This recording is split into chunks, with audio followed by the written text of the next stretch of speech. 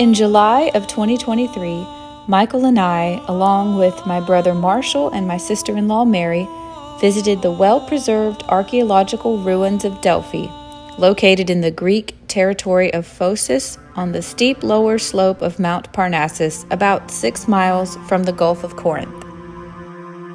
According to ancient Greek mythology, Zeus was the god of the sky and thunder who ruled as the king of all the gods on Mount Olympus.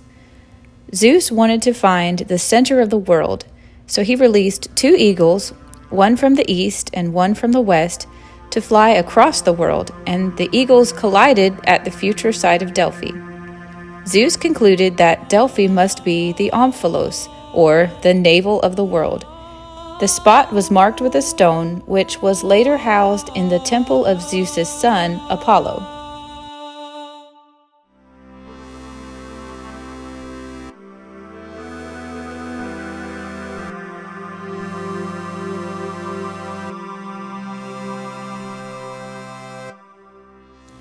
Admission to this park was between $12 and $13 US for an adult.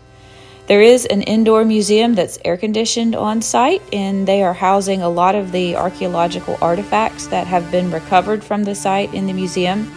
Most of the museum is strictly no filming allowed, so I only took this one video in a place where I was told that I could. But there are high-quality photos all over the internet from professionals who have photographed the artifacts safely, and I would encourage you to go look those up if you're interested.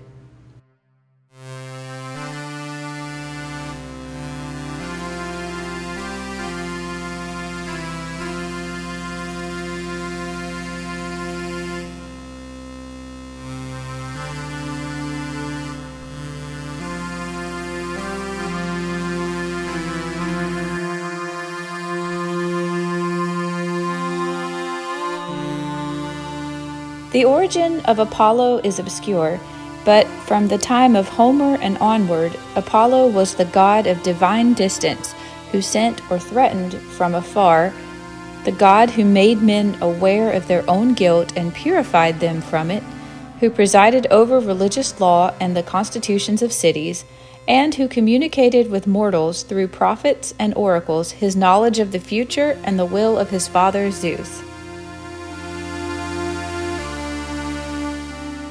Although Apollo was the most Hellenic of all the gods, he probably originated in Anatolia and spread by way of Egypt, Syria, and Palestine.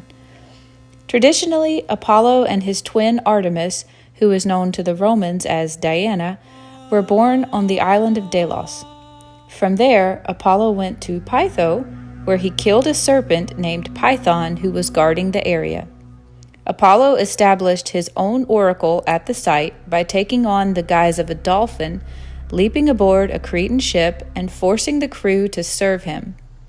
Pytho was renamed Delphi in honor of the dolphin, and the Cretan cult of Apollo Delphinius superseded the previously established religions. During the 8th to 16th century BCE, the fame of Apollo's Delphic oracle was widespread. His medium was the Pythia, a local woman over 50 years old who, under his inspiration, delivered oracles in the main temple of Apollo. The oracles were subsequently interpreted and versified by priests. Although other oracles of Apollo existed on the Greek mainland, on Delos and in Anatolia, none rivaled the Delphi in importance.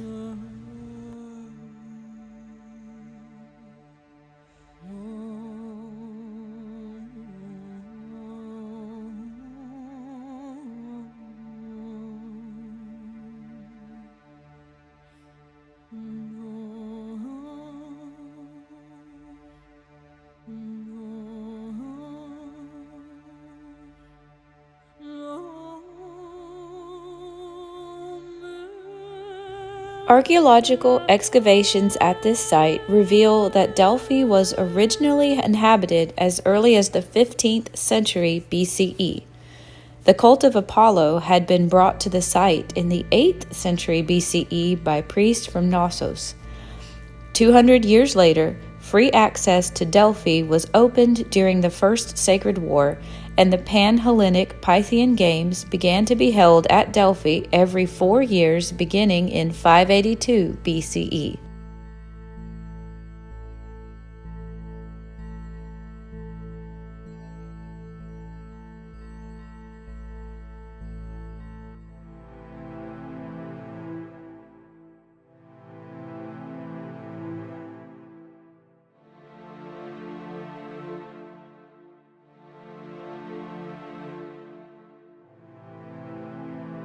By then, Apollo's Delphic oracle's prestige was at its height.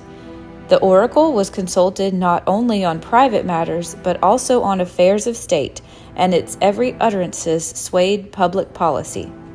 The oracle was also consulted whenever a colony was sent out from Greece, so that the oracle's fame spread to the limits of the Greek-speaking world.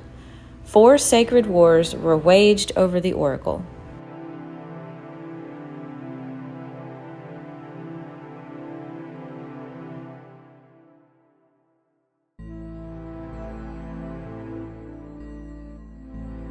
You can really see here where restoration has been done in the past and not done particularly well, and it doesn't blend very well with the actual ancient ruins. But there is a really nice pathway with stairs, but in a few places it's hard to tell where original restoration work was done, and then in a lot of places it's kind of glaringly obvious. So I do hope that one day they make efforts to make this look a little bit more natural.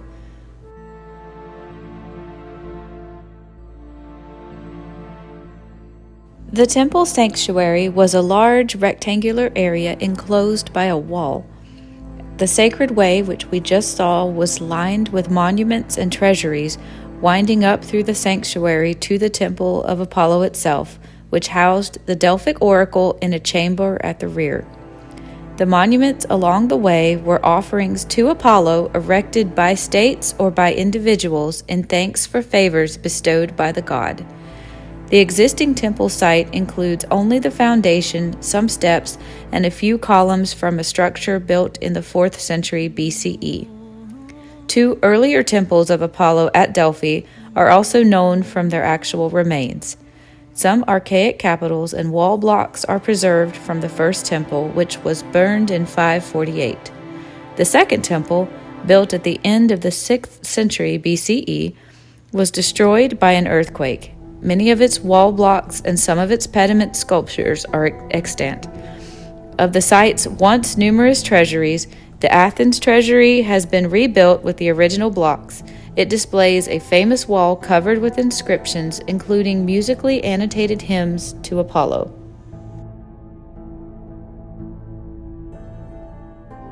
The Romans captured Delphi in the early 2nd century BCE, and it was frequently pillaged. Nero is said to have removed 500 statues from Delphi and its vicinity. With the spread of Christianity, the old pagan stronghold fell into decay, and it was permanently closed by the decree of Theodosius in about 385 CE. The site of Delphi was occupied by a village known as Castri until 1890, when the village was moved and the site was renamed Delphi. Excavations began in 1892 and began revealing the ancient site. Some of the remains of buildings were identified by the 2nd century CE writings of the geographer Pausanias.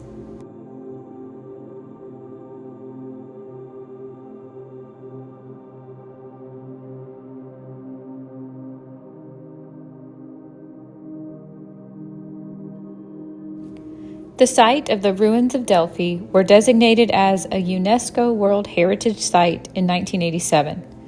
Restoration projects have been undertaken in limited and small scale, and a museum was built for protection of the findings.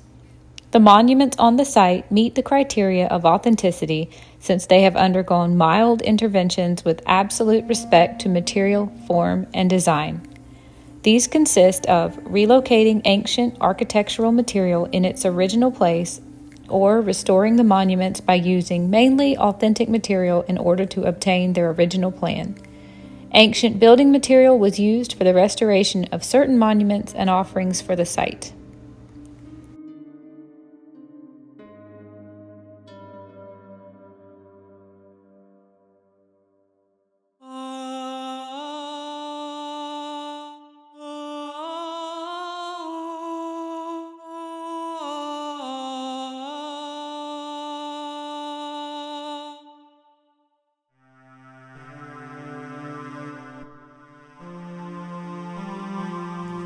The broader landscape of Delphi has been faced with the same problems since antiquity: earthquakes, landslides, soil erosions, and sedimentations, along with periodic overgrowth of vegetation and the risk of fires.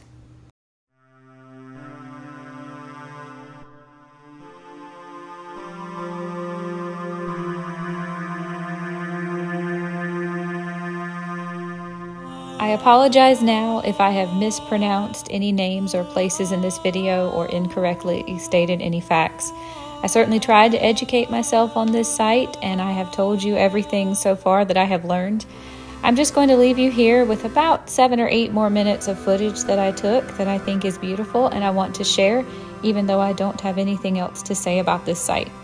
I will say on our trip to Greece, this was a major highlight, and I'll be completely honest, I think Michael and I, and perhaps even Marshall and Mary, would say we enjoyed this probably even more so than going to the Acropolis. It was not a very crowded day when we were here, although it was pretty hot. It's in July of 2023. When we went to the Acropolis, it was much more crowded and a little bit harder to enjoy just the beautiful architecture left over from antiquity. I hope you enjoy the rest of this video, and I'll see you another day in another one.